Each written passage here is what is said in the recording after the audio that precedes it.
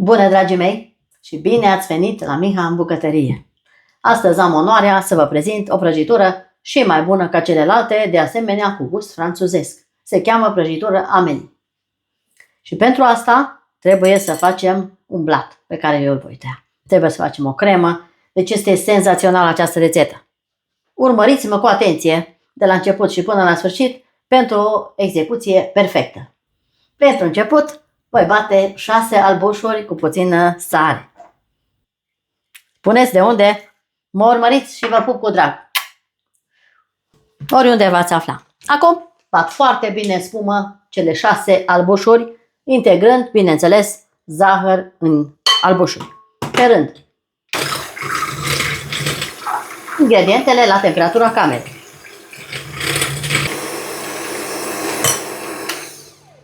Am bătut foarte bine bezeaua. Acum, în această compoziție, voi pune o lingură bună de amidon. Voi mai pune o lingură de coniac, care este esențială la această prăjitură Amélie. Bineînțeles, o linguriță de rom, esență de rom. Esența de rom și cu acel coniac spune totul despre această rețetă. Este un deliciu ce nu ați mai făcut până acum niciodată. Dacă faceți această delicioasă, vă rog frumos să spuneți și mie, să-mi scrieți un mesaj cu această rețetă. Voi face cu mixerul acum, voi incorpora amidonul. La viteză mică, bineînțeles.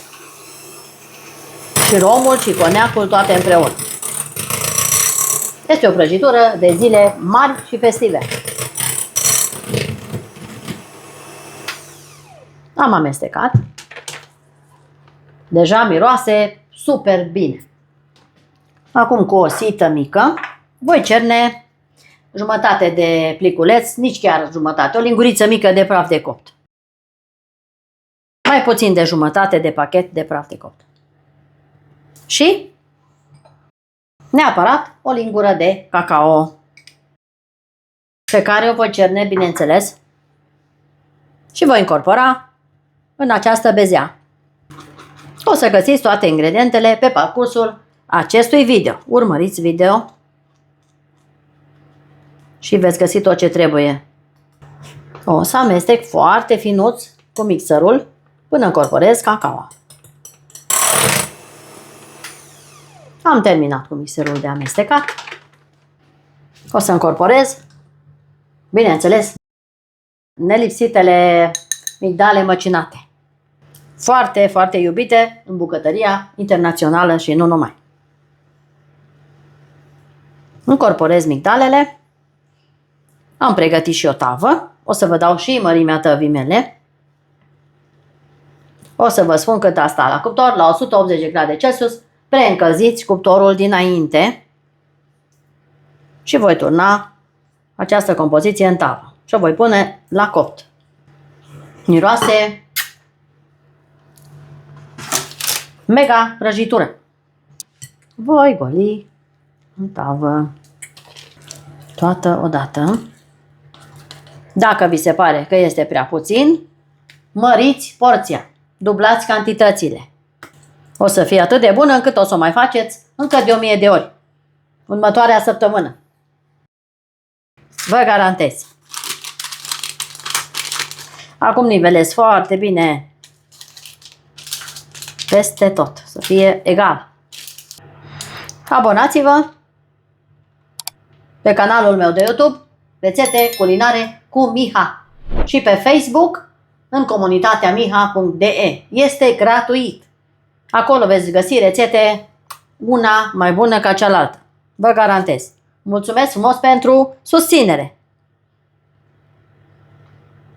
Pentru a cunoaște cât mai multă lume rețete la Miha în bucătărie. Rețete culinare cu Miha, deci. Pe YouTube. Așa arată blatul meu. Acum îl pun la copt și imediat revin și cu cremă. Rămâneți aproape. Dragii mei, acum fac crema. Am nevoie de 3 ouă întregi, și zahăr după gust. Eu vă scriu cât am pus eu. Zahăr plus ouă întregi. Voi pune de asemenea un praf de sare și o oală pe foc care fierbe și voi amesteca foarte bine ouăle până când se sfumează foarte bine. Trebuie să fac o cremă fiartă.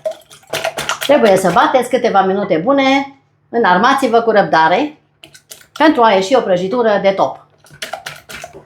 Doamnelor și domnilor, ouăle s-au bătut foarte bine, le iau cu grijă să nu mă arde foarte tare. Lăsăm apa deoparte și în aceste ouă voi pune 2 linguri de nes. Direct acum le pun, sigur că da, și amestec finuț până când încorporez nesul în gălbenușuri. Aici voi face o cremă. Amestec foarte bine. Avem o cremă specială din nes și mac. Dacă n-ați încercat combinația, nu aveți decât să o încercați. Mac, măcinat și nes. Cea mai bună cremă din lume. Și o să am și alte secrete în mânecă să vă arăt mai pe parcurs. Abonați-vă! Rețete culinare cu Miha, pentru că nu aveți decât de câștigat. Mulțumesc frumos pentru sprijin! Să încercați rețeta și o să fiți foarte fericiți. Aceasta este crema mea. O voi da la rece să se răcească la temperatura camerei, după care o voi amesteca cu untul. Avem și unt, bineînțeles. Dar acum la rece, imediat, va trebui să o acopăr pe suprafață. Aceasta este crema mea de mac. O să vedeți, bineînțeles, pe parcurs și rezultatul, cum arată și de ce. Acum o acopăr, imediat. Blatul meu s-a copt. O să vă arăt și blatul. Așa arată. Și voi întoarce deja. O să-l întorc. Și o să las, bineînțeles, și pe el la răcit complet. Cu mare atenție, deslipesc hârtia de copt. Perfect. Avem un blat incredibil de moale și de pufos. Acum va sta la rece. Las și crema la rece și revin imediat. Rămâneți aproape. Dragi prieteni, crema mea cu macul s-a răcit complet. S-a și îngroșat. Aici am cele 2 blaturi. Foarte bine arată. Le-am tăiat în 2, bineînțeles. Acum voi bate untul cu zahăr pudră. O să pun cam 2 linguri de zahăr. Nu mai mult. Zahăr pudră pun eu. Dacă vreți mai dulce, puneți mai mult. Și amestec untul cu zahărul, spumă, după care adaug din cremă. Untul la temperatura camerei să fie moale. Am amestecat bine cu zahărul pudră. Acum pun din cremă, iau folia jos. Macul meu s-a umflat în ouăle fierbinți. Le-am pus în ouăle fierbinți luate de pe abur. Și s-a făcut foarte frumos și foarte bun. Uitați aici cum arată consistența macului. Foarte bine arată. Trebuie să puneți macul direct în ouăle fierbinți care le luați din abur, ca să fiarbă macul, să se umfle în acele ouă bătute pe abur. Și acum fac cu mixerul până creez o cremă. Și tot așa pun până termin toată crema de adăugat în unt. Ultima tură de cremă și gata suntem.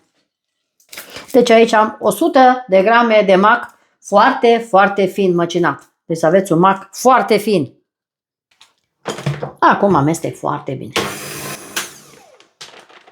O să adun puțin marginile pentru a aduna untul de pe margine. Să încorporez foarte bine macul cu untul, pentru că mai rămân pe margine urme de unt. Și continui să mixez la viteză mică. Crema mea este gata. Așa arată cea mai bună cremă din mac, Nes, coniac și tot ce este mai bun. Rom, cea mai bună cremă cu mac. Aceasta este. Acum să vedem și rezultatul final după aceea. Acum iau prima jumătate de blat. Aici am lapte și voi însiropa blatul cu puțin lapte. Direct cu o linguriță și o să pun peste tot un strat de lapte. Trebuie înmuiată foaia. Nu este tare, dar așa se face. Se înmoaie această foaie. Să fie și mai moale. Încercați rețeta, o să vă îndrăgostiți de această rețetă. Și o veți face tot timpul. Am însiropat blatul. Peste acest blat voi pune crema, absolut toată. Deci atât de bună este. Atât de frumos miroase, nici nu vă puteți imagina. Păcat că nu sunteți vecinii mei să veniți să degustați o felie. Cine este de aproape, de aici, din zonă, este invitat la o felie de prăjitură Amelie, o prăjitură franțuzească, bineînțeles, de excepție. Și am vrut să împărtășesc cu dumneavoastră această rețetă. O să pun peste tot, uniformizat, așa. O pregătiți pentru acest sfârșit de săptămână, pentru cei dragi. Și o să vedeți ce succes o să aibă această prăjitură. Scrieți în comentarii cât de mult v-a plăcut. Acum trecem la următorul pas. Avem lapte și avem biscuiți. Biscuiți de unt trebuie să folosiți. Nici într-un caz negri, doar așa de unt. Peste această cremă de mac o să pun biscuiții înmuiați în puțin lapte. Și voi pune peste cremă direct, îi aranjez frumos. Pe toată suprafața. Biscuiții trebuie să fie foarte subțiri, dacă se poate. Pe cât de subțiri găsiți. Am folosit circa jumătate de pachet de biscuiți, nu-i folosesc pe toți. Chiar dacă rămâne puțină margine, nu este nicio problemă. Rămâne așa. Aici am 200 de ml de frișcă rece pe care o voi bate foarte bine. Dacă nu aveți frișcă îndulcită, puneți zahăr. Eu nu pun zahăr pentru că este o frișcă dulce. Și la viteză mică mixăm. Am bătut de jumătate. Acum adaug o lingură de mascarpone. Doar atât. Numai o linguriță. O lingură mare, adică. Adăugăm și o lingură de mascarpone pentru o cremozitate și mai bună. Și mixez mai departe. Am bătut foarte bine frișca cu mascarpone. Așa. Acum iau această frișcă și o pun peste biscuiți. Și nivelez pe toată suprafața. Acum nivelez. Am nivelat. Voi pune cel de-al doilea plat. Foarte mare atenție. Să nu-l rup. Este atât de moale. Să nu-l stric, că nu are rost.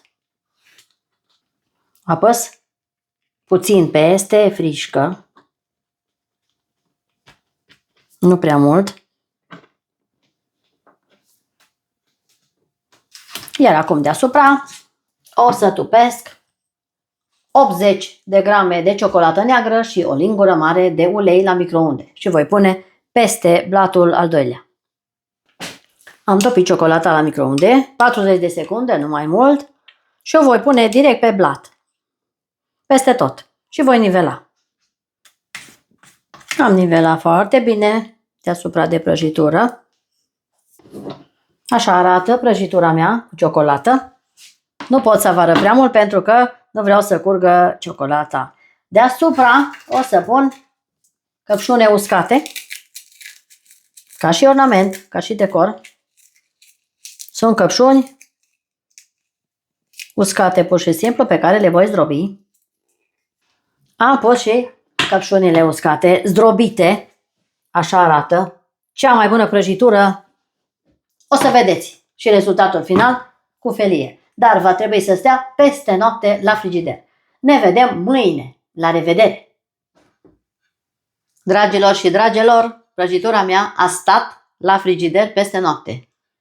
Vreau să vă spun că arată extraordinar de bine. Aceasta este prăjitura Amelie. Sper că se vede foarte bine și căpșunile deasupra. Stratul, blatul negru, macul, biscuitele, frișcă, mascarpone, coniac, nes. Deci este un deliciu. O prăjitură de mare clasă. Încercați, doar așa vă puteți convinge. Abonați-vă acestui canal de YouTube Rețete Culinare cu Miha pentru a vedea și mai multe rețete, una mai bună ca cealaltă, fără nici o modestie. Așa că vă mulțumesc frumos că ați stat alături de mine și la finalul acestei foarte frumoase și bune, aspectoase rețete, pentru cele mai rafinate gusturi, este atât de moale și delicioasă, încât n-am nimic de spus. Vă invit să o faceți. Fără comentarii. Vă pup! La revedere!